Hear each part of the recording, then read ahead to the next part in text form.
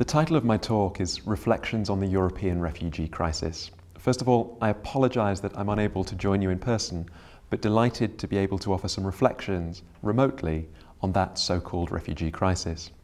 By academic standards, at least, I'm a relatively practical person.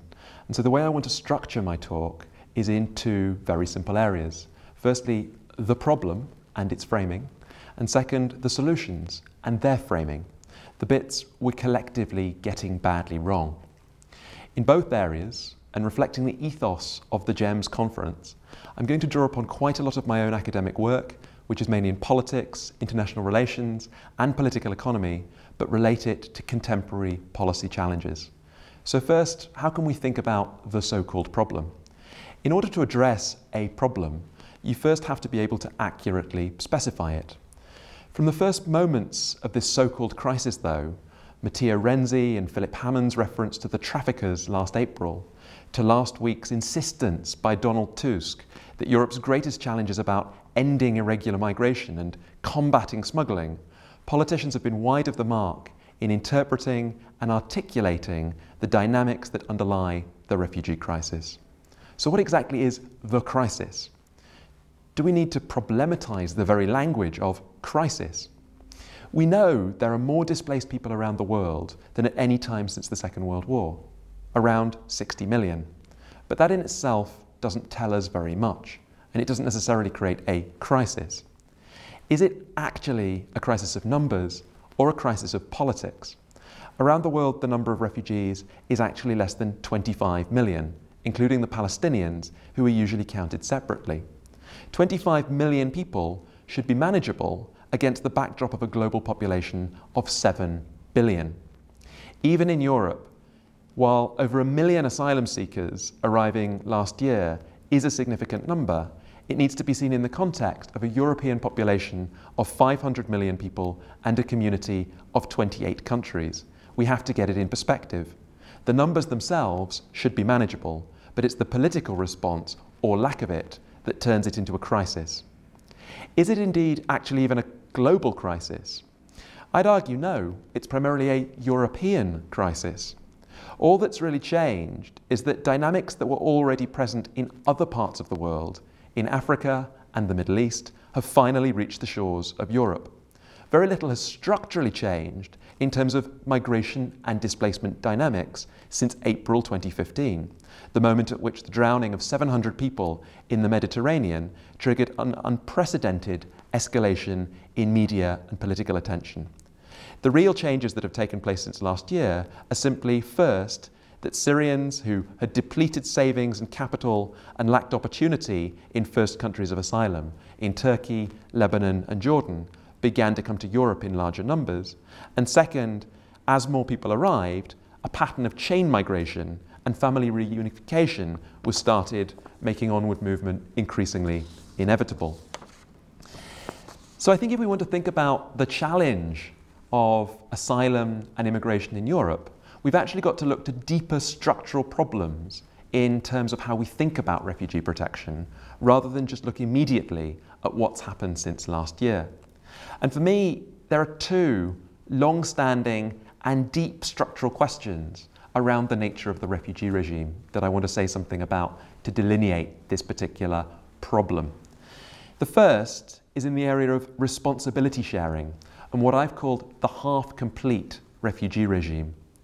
The preamble to the 1951 Convention emphasizes that refugees are a shared global responsibility and rely upon international cooperation and a shared reciprocal obligation amongst states. However, while the refugee regime has relatively strong norms of asylum, the obligation to support refugees that reach the territory of a state, it has relatively weak norms relating to what's called responsibility sharing, or has in the past been called burden sharing, the obligation to support refugees present on the territory of other states. What this means in practice is that proximity determines responsibility. De facto, countries who, because of the accident of geography, neighbour conflict or crisis, end up taking in the overwhelming majority of the world's refugees. Nearly 60% of the world's refugees are hosted in just 10 countries. 25% of the population of Lebanon are Syrian refugees. but less than 1% of the population in Germany are Syrian refugees, and less than 0.05% of the UK population are Syrian refugees. This fundamental inequality is in part because responsibility sharing has never been operationalised as a core part of the refugee regime.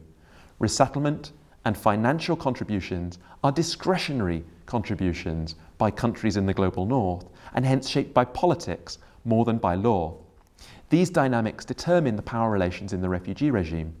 To be a proximate state to conflict or crisis is to be in a weak bargaining position. To be able to hide behind territory and water, on the other hand, creates opportunities for free riding. And these dynamics partly replicate at a regional level in the dynamics between frontline states in Europe and northern European states, where there's a fundamental inequality that results from geography. It's the discretionary nature of responsibility sharing that in part explains the failure of durable solutions for refugees, with the average length of stay for refugees in camps being 17 years. It explains in part the lack of effective protection in countries like Lebanon, Turkey, and Jordan. Only when the international community has in the past convened ad hoc initiatives that appeal to state interests, like the Indo-Chinese Comprehensive Plan of Action of 1989, has this impasse between the global north and the south, between distant donors and host countries, been overcome. The second structural element, which is a real challenge for the refugee regime, is about the interaction between state fragility and mobility. There's now a widespread recognition that what we see in Europe may be the new normal, but a great deal of confusion over why that may be the case. For me, two interrelated dynamics are at play. A new interaction between, on the one hand, state fragility, and on the other hand, ever greater opportunity for mobility. Collectively, the international community is very bad at addressing chronic state fragilities in countries like Iraq, Afghanistan, Libya, Somalia, the Democratic Republic of Congo, and Yemen. It's the weakness of those states that means that shocks such as environmental change, generalized violence, or food insecurity may lead to cross-border displacement. People can't get restitution of their basic needs in chronically fragile states, so they're forced to move as a last resort. However, many of these people fall outside the dominant interpretation of a refugee under the 1951 Convention. They may be fleeing serious harm that is not recognized as amounting to persecution. In my work, I describe such people as survival migrants. They face serious socioeconomic rights deprivations, but are often systematically excluded from access to asylum. Yet today, new opportunities and aspirations for mobility make it more possible than ever for such people to move, and simply locking them out is not going to be sustainable. So in the second half of my talk, I want to focus on solutions. How can we confront these underlying structural problems rather than engaging too much with the narrative of a particular crisis that distorts how we see it?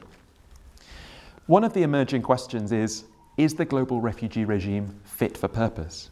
Is the system broken or is it broke? Would more money fix it, or do we need to rethink the global institutional context and framework? The 1951 Convention was created in the aftermath of the Second World War. Although it was designed to be organic, a living document that would adapt over time, its interpretation has only adapted gradually, and mainly through the relatively conservative mechanism of court jurisprudence. However, the problem is not the rules being wrong, it's that they're not being applied properly or adapted to a changing and globalizing world.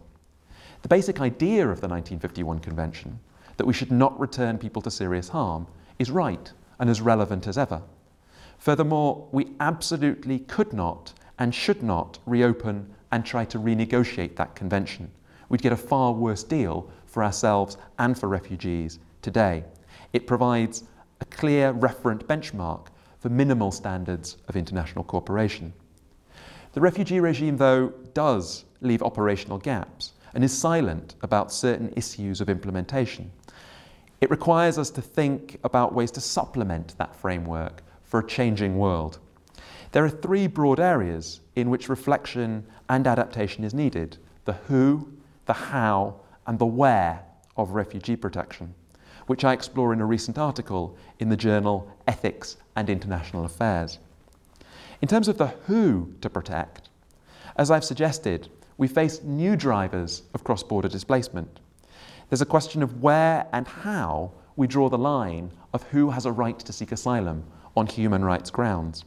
With growing socioeconomic deprivation leading to survival migration, who should have that entitlement to non-refoulement? Are the needs for those people different from those fleeing persecution, as Matthew Price has argued? Or, as I have suggested, is it ethically arbitrary to distinguish between people fleeing one form of existential threat and another? In terms of the how to protect, the existing policy toolbox for refugees remains heavily weighted towards humanitarian responses, the delivery of food, clothing and shelter, particularly in camps. But over half of the world's refugees are in urban areas, not camps, and a huge proportion are in protracted refugee situations. Refugees are not just a humanitarian issue. They should not even primarily be seen as a humanitarian issue. The issue area lies at the intersection of humanitarianism, migration and development, with important links to human rights and peace and security. Although humanitarian assistance may be important in the emergency phase, it can lead to long-term dependency. While we of course have humanitarian obligations towards refugees, they're more than just humanitarian subjects, and sustainable responses require a shift towards helping people to help themselves. It's also worth keeping in mind that the way we treat people in exile has significant implications for their interaction with the country of origin. If refugees are empowered while in exile, they can ultimately contribute to rebuilding their countries in the post-conflict and reconstruction phase. They can also contribute from exile. For example, in a forthcoming Cambridge University Press book with Will Jones called Mobilizing the Diaspora: How Refugees Challenge Authoritarianism, we show how the right support to refugees can play a role, even from exile, in political transition in the homeland country. This kind of peace dividend should shape how we think about the contribution of refugees. In terms of the where to protect, refugee protection is in part a challenge of political geography. The reality is that 86% of the world's refugees are in developing regions of the world, and that's where solutions will primarily be found. But there are emerging and worrying trends towards containment and outsourcing. The outline of the EU-Turkey refugee deal agreed in Brussels last week follows the precedent of Australian asylum policy, which has long sought to outsource asylum processing and responsibility for protection to Nauru, Cambodia, Malaysia and Indonesia, for example. There's a long-standing debate on the legality and practicality of outsourcing obligations for refugees, but what's missing is an understanding of the function that sustaining arrival asylum, spontaneous arrival asylum, has in the global refugee context. Spontaneous arrival asylum, firstly, has a symbolic significance. It shows that providing asylum is a shared global responsibility. If we won't take in refugees, why should Lebanon, Kenya and Thailand? Second, it avoids us using coercion against vulnerable populations. So by all means, Europe should promote better protection for refugees in first countries of asylum, like Turkey. But it should do so by creating opportunities that make people want to stay there, rather than using coercion against refugees and vulnerable migrants, which is both inherently wrong and rarely works even on the terms of exclusionary policymakers. There's an ethical difference between enhancing jobs and education for Syrian refugees in Turkey and sending Syrians back from Greece to Turkey. So beyond these framing questions, are there practical options for rethinking refugee protection? I would argue yes. Globalization, although a nebulously defined concept, introduces new challenges, but also opportunities. While recognizing the centrality of the 1951 Convention, a rethink needs to take place on the relationship between states, markets and refugees.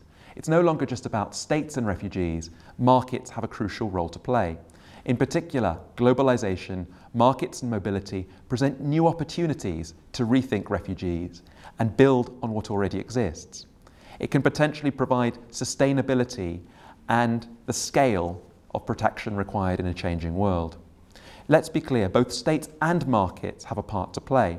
There's been a trend towards romanticising the potential contribution of corporate social responsibility and philanthropy in this area. And in order to be effective, public policy and international public policy continue to be crucial to provide incentive structures and avoid abuse and harm. But markets nevertheless have a potential role to play to enable sustainable protection at scale. So I briefly want to outline 5 ideas that work with globalization, markets and mobility, and try to channel them into better refugee protection, some of which I've outlined in a recent TED Talk. The first of these is enabling environments. Together with my team at the Refugee Studies Centre, we've undertaken extensive participatory research, both qualitative and quantitative, on refugee economies in Uganda. We chose Uganda both because not because it's representative, it's not, but because it's exceptional. Unlike other host countries in the region, it gives refugees the right to work and freedom of movement. What we found was extraordinary. Given socioeconomic opportunity, refugees sometimes thrive. In the capital city, 21% of refugees run businesses that employ other people. And of those employees, 40% are citizens of the host country. Even in the camps, we found blossoming entrepreneurship, with refugee-run businesses as diverse as computer game parlours using recycled televisions and games consoles and digital music exchange. The implication for us is clear. Rather than just providing long-term humanitarian assistance in camps, we must provide opportunities for human flourishing. This cannot be just about food, sheltering and blankets, even if these are important in the emergency phase. It has to be about education, connectivity, electricity, transportation, access to capital, the right to work. It's about integration in the global economy in the way that only some of us can take for granted. We're now embarking on comparative research that extends our Ugandan work to Kenya. Second, economic zones. The problem is that most states do not open up their economies to refugees in the way Uganda has. But there may still be an alternative, pragmatic option, a second best option. Last April, I travelled to Jordan with my colleague, the development economist Paul Collier, and we brainstormed an idea to enable Syrians to be able to work as refugees alongside nationals and contribute to national development. The idea is for an economic zone in which refugees have access to work and vocational education, initially at the King Hussein bin Talal development area. Imagine if refugees could work, if Jordanians had job opportunities, and there were incentives for inward investment that could help Jordan make the leap to manufacturing, which as a middle-income country is its major development priority. We could also potentially incubate the post-conflict economy of Syria. The third idea I'd put forward is for preference matching. The Nobel Prize-winning economist Alvin Roth has discussed his concept of matching markets, which describes situations in which 2 parties to a transaction need to agree in order for anything to happen. The idea has been applied to kidney donors to match them with patients, and to match medical students with hospital residency programs, for instance. 2 of my colleagues, Will Jones and Alex Teitelboim, have considered how this could apply to refugees at the international level, but also at the national level, matching refugees' skills and languages with regional and local preferences. Of course, matching schemes require and can adapt to allow caveats. You can introduce into algorithms restraints on human rights and criteria like family unity, diversity and equality. But there's very little reason why we should be sending engineers to remote rural areas and farmers to urban areas where they're likely to struggle. We can actually ask refugees what they want and still make everyone better off than they otherwise would be. The fourth idea that works with the contemporary reality of globalization is humanitarian visas. Much of the tragedy and chaos we've seen in Europe is simply avoidable. Enabling refugees to access legal travel routes to cross the Aegean would immediately reduce the smuggling problem, would avoid the chaos that stems from large numbers arriving in Greece, and save thousands of lives. The idea has a historical precedent. The notion of refugee travel documents was developed between 1922 and 1942 in the League of Nations context. So-called Nansen passports were used by over 50 countries and enabled 450,000 people, including Assyrians, as well as Armenians and Turkish refugees, safe passage to Europe. In recognition of its work, the Nansen International Refugee Office received the Nobel Peace Prize. Fifthly, the final idea I want to put forward is the private sponsorship of resettlement. Resettlement is generally available to less than 1% of the world's refugees. But private sponsorship may open up a way to expand these numbers, as Canada has found.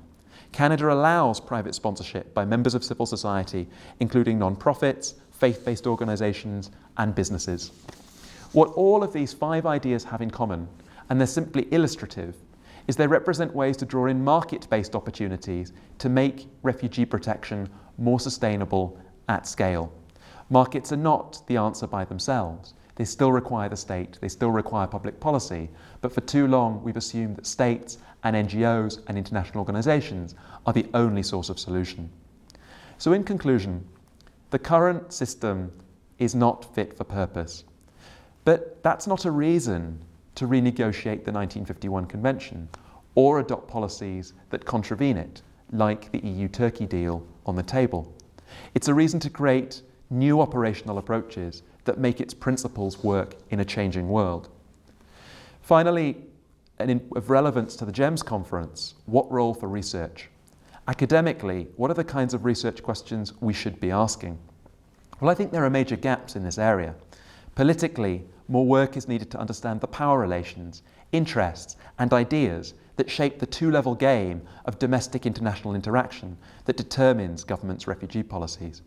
Economically, more work is needed to understand what explains variation in economic outcomes for refugees, their impact on hosts, and whether and to what extent refugees are an economically distinctive population.